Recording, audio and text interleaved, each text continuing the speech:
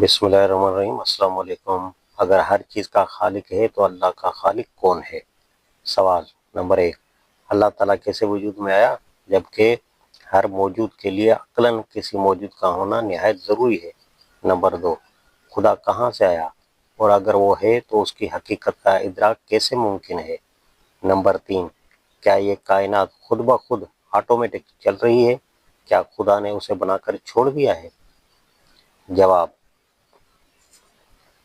Number 1، جس طرح عقل یہ چاہتی ہے کہ کسی وجود کے لیے ایک موجود ہو، اسی طرح عقل یہ بھی چاہتی ہے کہ تمام کائنات کا موجود کوئی ایسا وجود ہو جو کسی موجود کے بغیر آپ سے آپ موجود ہو، ورنہ ہر موجود کے لیے ایک موجود درکار ہوگا اور یہ سلسلہ کہیں جا کر نہ رکے گا۔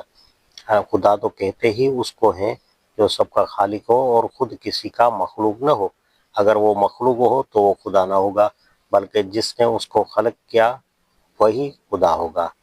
نمبر 2، آپ کے ذہن کو جس سوال نے پریشان کر رکھا ہے اس کا حل تو کسی طرح ممکن نہیں ہے، البتہ آپ کی پریشانی کا حل ضرور ممکن ہے، اور اس کی صورت یہ ہے کہ آپ اس قسم کے مسائل پر سوچنے کی تکلیف اٹھانے سے پہلے اپنے علم کی حدود لیمیٹیشنز کو اچھی طرح سمجھ لیں۔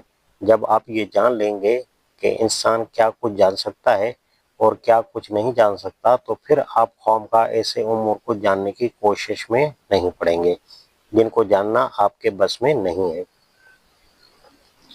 خدا کی ہستی کے متعلق زیادہ سے زیادہ جو کچھ آدمی کے امکان میں ہے وہ صرف اس قدر ہے کہ آثار کائنات پر غور کر کے ایک نتیجہ اخذ کر سکے کہ خدا ہے، اور اس کے کام شہادت دیتے ہیں کہ اس کے اندر یہ اور یہ صفات ہونی چاہیے۔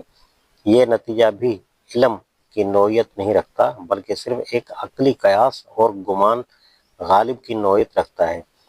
اس قیام اور گمان کو جو چیز پختہ کرتی ہے وہ یقین اور ایمان ہے، لیکن کوئی ذریعہ ہمارے پاس ایسا نہیں ہے جو اس کو علم کی حد تک پہنچا سکے۔ اب آپ خود سوچ لیجئے کہ جب خدا کی ہستی کے بارے میں ہم بھی یہ دعویٰ نہیں کر سکتے کہ ہم کو اس کے ہونے کا علم حاصل ہے، تو آخر اس کی حقیقت کا تفصیلی علم کیوں کر ممکن ہے؟ خدا کی ذات تو خیر بہت بلند و برتر ہے، ہم تو یہ بھی نہیں جانتے کہ زندگی کی حقیقت اور اس کی اصل اوریجن کیا ہے۔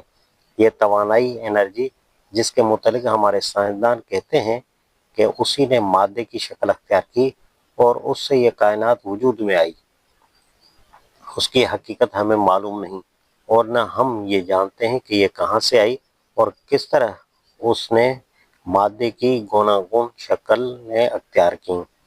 اس قسم کے معاملات میں کیوں اور کیسے کے سوالات پر غور کرنا اپنے ذہن کو اس کام کی تکلیف دینا ہے جن کے انجام دینے کی طاقت اور ذرائع ان کو حاصل ہی نہیں ہے۔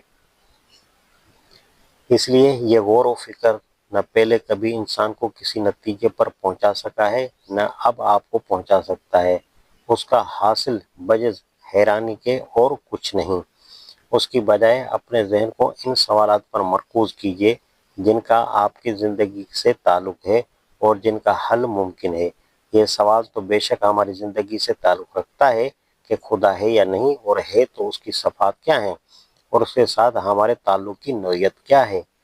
اس معاملے میں کوئی نہ کوئی رائے اختیار کرنا ضروری ہے، کیونکہ بغیر اس کے ہم خود اپنی زندگی کی راہ متعین نہیں کر سکتے، اور اس معاملے میں ایک رائے قائم کرنے کے لیے کافی ذرائع بھی ہمیں حاصل ہیں۔ لیکن یہ سوال کہ خدا کہاں سے آیا نہ ہماری زندگی کے مسائل سے کوئی تعلق رکھتا ہے اور نہ اس کے متعلق کسی نتیجے پر پہنچنے کے ذرائع ہم کو حاصل ہیں۔ نمبر 3، مجھے آپ کے عزیز عہدیدار کے خیالات معلوم کر کے بڑا افسوس ہوا۔ اللہ تعالیٰ ان کو ہدایت دے اور آپ کو ان کے اثر سے محفوظ رکھے۔ اگر آپ نے میری کتابوں کا مطالعہ کیا ہوتا تو آپ ان کی سب باتوں کا جواب بڑی اچھی طرح دے سکتے تھے۔ اب بھی میں آپ کو مطالعہ کر کے تیار رہنے کا مشورہ دوں گا، کیونکہ خط و کتابت میں اتنے بڑے بڑے مسائل کو سمجھانا بڑا مشکل ہے۔ سب سے پہلی بات یہ ہے کہ جس شخص کی قوت فکر معاف نہ ہو وہ کبھی یہ تصور نہیں کر سکتا کہ کوئی قانون اور نظم، لا اینڈ آرڈر کسی نافذ کرنے والے اقتدار اتھارٹی کے بغیر بھی نافذ ہو سکتا ہے اور جاری رہ سکتا ہے۔ کائنات میں قانون اور نظم موجود ہے، اس کا انکار تو کسی طرح کیا ہی نہیں جا سکتا۔ اب کیا عقل یہ باور کر سکتی ہے کہ اتنے بڑے لامحدود پیمانوں پر لامحدود مدت تک یہ قانون اور نظم کس اقتدار کے بغیر چل رہا ہے؟ کوئی غیر متعصب عقل تو اسے باور نہیں کر سکتی۔ مگر دو باتیں ایسی ہیں جن کی وجہ سے اچھے خاصے ہوش مند انسان اس نادانی میں مبتلا ہو جاتے ہیں۔ ایک یہ کہ ان کی فکر و نظر کا ظرف بہت تنگ ہے، جس کے باعث وہ اس عظیم الشان اقتدار کا تصور کرنے سے عاجز رہ گئے ہیں جو اتنی بڑی کائنات میں نظم اور قانون کو ازل سے ابد تک چلا آ رہا ہے۔ دوسرے یہ کہ وہ اس کو ماننا چاہتے ہی نہیں، کیونکہ اس کو مان لینے کے بعد ان کے لیے دنیا میں منمانی کرنے کی آزادی باقی نہیں رہتی۔ یہ تو خدا کے متعلق ان کے تصور کی غلطی ہے، لیکن جو حضرات اس طرح کی باتیں کرتے ہیں ان سے عرض کیجئے کہ اتنے بڑے بڑے مسائل پر سوچنے اور اظہار رائے کرنے والے آدمی کو کم از کم ایماندار، آنیسٹ تو ہونا چاہیے۔ آپ لوگ تو اس صفت سے بھی خالی ہیں۔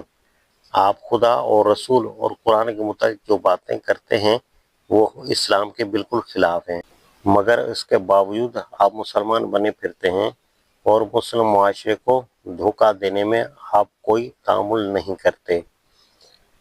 اگر آپ ایماندار ہوتے تو جس وقت آپ نے یہ آرا قائم کی تھی اسی وقت اسلام سے اپنی علیحدگی کا اعلان کر دیتے اور اپنے نام بھی تبدیل کر لیتے، تاکہ مسلم معاشرہ آپ سے دھوکہ کھا کر آپ کے ساتھ وہ معاملات جاری نہ رکھتا جو وہ کسی غیر مسلم کے ساتھ رکھنا پسند کرتا۔ اس صریح جعلسازی اور فریب کے بعد آپ کی کسی رائے کو وہ وقت دینا جو صرف ایماندار اور مخلص آدمی کے آرا ہی کو دی جا سکتی ہے، ہمارے لیے سخت مشکل ہے۔